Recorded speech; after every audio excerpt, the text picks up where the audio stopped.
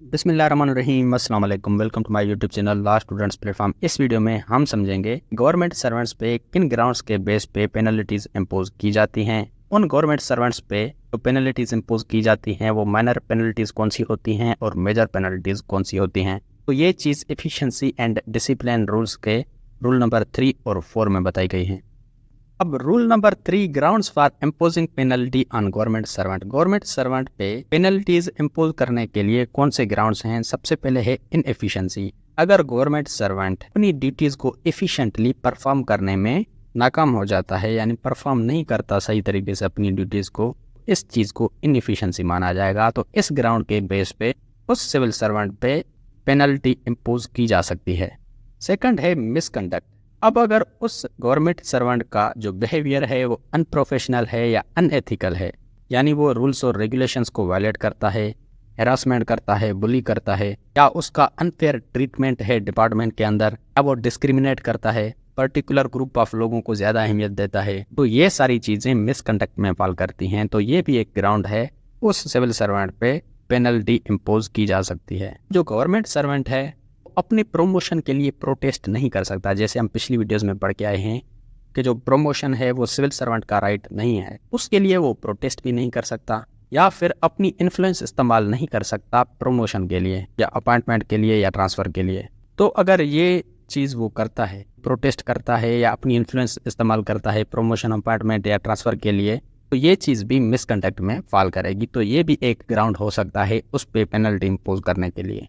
Third है corruption. अगर government servant corrupt practices में इंगेज्ड है, जैसे कि वो वेल्थ या प्रॉपर्टी पजेस करता है, उसने बताई नहीं हुई, डिक्लेयर नहीं की हुई कि ये मेरी प्रॉपर्टी है, या फिर वो एक्सपेंसिव लाइफ स्टाइल जी रहा है, उसके लाइफ स्टाइल को देखते हुए और उसकी अर्निंग्स को देखते हुए बहुत डिफरेंस नज़र आता है। यानी अगर उसकी जो सैलरी है वो 70,000 है, लेकिन वो अयाशियाँ 10-10 लाख रुपए वाली कर रहा है, तो ये चीज़ भी करप्शन में फॉल करेगी। और नेक्स्ट है उसकी रेपुटेशन ऐसी है कि उसको करप्ट बंदा माना जाता है। जैसे ही ऑफिस में वो दाखिल होता है या लोग उसको करप्ट मानते हैं, ये चीज़ भी करप्शन में फॉल करेगी। इस ग्राउंड के बेस पे भी उस पे पेनल्टी इम्पोज की जा सकती है। ये ग्राउंड्स थे। रूल नंबर 4 हमें बताता है कि गवर्नमेंट सर्वेंट पे कौन सी पेनल्टीज इम्पोज की जा सकती हैं। अब सबसे पहले है माइनर पेनल्टी। उस पे इन ग्राउंड्स पे बेस पे माइनर पेनल्टीज भी इम्पोज की जा सकती हैं, मेजर पेनल्टीज भी। अब माइनर पेनल्टीज में सबसे पहले है सेंश्योर, यानी अगर वो छोटी मोटी कोई वायलेशन करता है तो उसको रिटन वार्निंग दी जाएगी नोटिस वगैरह के जरिए, या उसके इन एक्शंस पे क्रिटिसिज्म की जाएगी। सेकंड है कि उस सिविल सर्वेंट के प्रमोशन को विथहोल्ड किया जाएगा, या उसकी जो इंक्रीमेंट्स हैं उनको स्पेसिफिक पीरियड के लिए विथहोल्ड किया जाएगा। प्रमोशन और इंक्रीमेंट में क्या डिफरेंस है। प्रमोशन भी एक सिविल सर्वेंट एक पोस्ट से दूसरी पोस्ट तक प्रमोट होता है, और इंक्रीमेंट में उसकी सैलरी बढ़ती है। थर्ड पेनल्टी है stoppage at an efficiency bar and time scale, यानी एम्प्लॉयज़ के करियर प्रोग्रेस में एक बेंचमार्क लगा देना, एक एफिशिएंसी बार लगा देना। इसको एक एग्जांपल से समझते हैं। हर साल एक एम्प्लॉय की परफॉर्मेंस रिपोर्ट बनाई जाती है। अब अगर उस एम्प्लॉय की जो परफॉर्मेंस है वो अनसेटिस्फैक्ट्री है, उस रिपोर्ट के साथ कुछ बार्स लगाए जाते हैं। अब वो जो बार्स होते हैं उसके प्रमोशन, सैलरी, इंक्रीमेंट को अफेक्ट करते हैं। तो इस चीज़ को एफिशिएंसी बार कहा जाता है।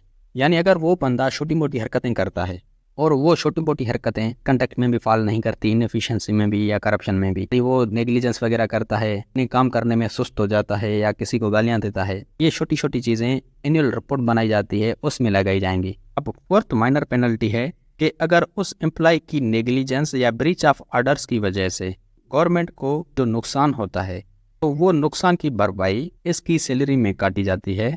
यानी एक टाइप का इस पे ये कंपनसेशन होता है जो इसकी सैलरी से काटा जाता है। आपके इन एक्शंस की वजह से, नेग्लिजेंस की वजह से गवर्नमेंट को ये नुकसान हुआ है, तो ये नुकसान आपको भरना पड़ेगा। सेकंड है मेजर पेनल्टीज़।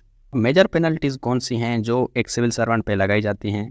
तो उस सिविल सर्वेंट को लोअर पोस्ट पे रिड्यूस किया जाता है, उसका टाइम कम कर दिया जाता है। जैसे कि जितना वो सीनियर है, सीनियरिटी से उसका टाइम काट दिया जाएगा और सीनियरिटी उसकी कम कर दी जाएगी। उसको उस पोस्ट से ज़्यादा नीचे नहीं रखा जाएगा जिस पोस्ट पे ये अपॉइंट हुआ था। अब जैसे कि एक एम्प्लॉय को अपॉइंट किया गया था 5वें ग्रेड पे, वो बढ़ता बढ़ता 9th ग्रेड पे पहुंच गया। तो अगर उसने कोई मिसकंडक्ट किया, उसकी पोस्ट को कम कर दिया जाएगा, यानी 8th ग्रेड पे रखा जाएगा, 6th पे, ज़्यादा से ज़्यादा 5th पे, 4th पे नहीं रखा जाएगा। अपॉइंट ही वो 5th पे हुआ था। सेकंड है कंपलसरी रिटायरमेंट, उसको रिटायर कर दिया जाएगा थर्ड है रिमूवल फ्रॉम सर्विस, यानी उसको सर्विस से रिमूव किया जाएगा। और फोर्थ है डिसमिसल फ्रॉम सर्विस, उसको सर्विस से डिसमिस किया जाएगा। अब रिमूवल फ्रॉम सर्विस और डिसमिसल फ्रॉम सर्विस में क्या डिफरेंस है? अगर एक एम्प्लॉय को सर्विस से रिमूव किया जाता है तो वो फ्यूचर एम्प्लॉयमेंट के लिए डिस्क्वालीफाई नहीं हो जाता, यानी दूसरी नौकरी वगैरह वो ले सकता है किसी और डिपार्टमेंट में, उसको पेंशन और दूसरे बेनिफिट्स भी मिलेंगे। अगर एक एम्प्लॉय को डिसमिस कर दिया जाता है, उसको किसी भी दूसरे इदारे में कोई भी एम्प्लॉयमेंट नहीं मिलेगी, कोई भी जॉब नहीं मिलेगी। इवन प्राइवेट इंस्टीट्यूशंस में भी उसको जॉब मिलना मुश्किल हो जाएगी। उसके जो पेंशन्स हैं और अदर बेनिफिट्स हैं उनको भी जब्त किया जा सकता है। इसकी एक एक्सेप्शन है कि जो रिमूवल है या डिसमिसल है वो नीचे वाले एम्प्लॉयज पे अप्लाई नहीं होगा। सबसे पहले है कि जो प्रोबेशनरी एम्प्लॉयज होते हैं प्रोबेशन के पीरियड के दौरान, यानी जिन एम्प्लॉयज को ट्रायल बेसिस पे लिया जाता है, अब हैं ही वो ट्रायल बेसिस पे, तो उनको रिमूव या डिसमिस कैसे किया जाएगा? रिमूव और डिसमिस परमानेंट एम्प्लॉय को ही किया जा सकता है। सेकंड है कि ऐसे एम्प्लॉयज़ जो टेम्पररी अपॉइंट हुए हैं को भी डिसमिस या रिमूव नहीं किया जा सकता। और थर्ड है कि ऐसे एम्प्लॉयज़ जिनको कॉन्ट्रैक्ट पे लिया गया है तो उनको भी रिमूव नहीं किया जा सकता या डिसमिस नहीं किया जा सकता। तो दोस्तों ये था हमारा आज का टॉपिक। उम्मीद है कि आपका कॉन्सेप्ट क्लियर हो गया होगा। रिक्वेस्ट एक ही करूंगा कि एक छोटा सा कोई सा भी कमेंट लाजमी कर दो।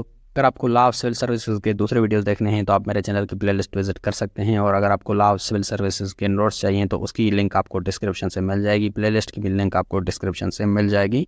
And follow these instructions as well. अगर आपको लॉ के रिगार्डिंग किसी भी टॉपिक की वीडियो चाहिए तो वो टॉपिक लिख के साथ में एलएसपी लिख के सर्च करेंगे तो आपको सबसे पहले मेरी वीडियोस मिल जाएंगी, जिससे आप अपना इजीली कांसेप्ट क्लियर कर सकते हैं। या फिर अगर आप मेरे चैनल की प्लेलिस्ट में जाते हैं तो वहाँ पर आपको हर सब्जेक्ट की अलग से प्लेलिस्ट मिल जाएगी, जहाँ पर उस सब्जेक्ट के सारे वीडियोस मिल जाएंगे आपको।